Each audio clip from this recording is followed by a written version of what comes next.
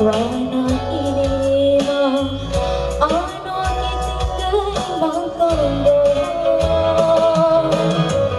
Zinzalama, sansazalema, ano kitingay magtondo. Why sabasagay, why sabasagay, yung naniraman ay tubo.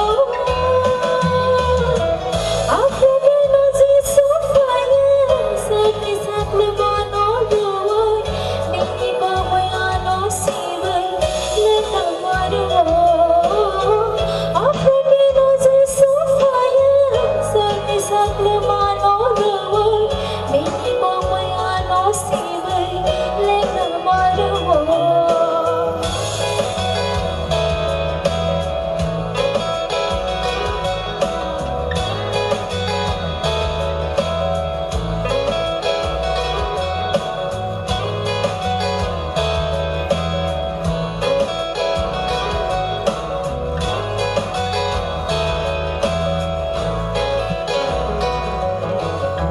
Sansaro sana,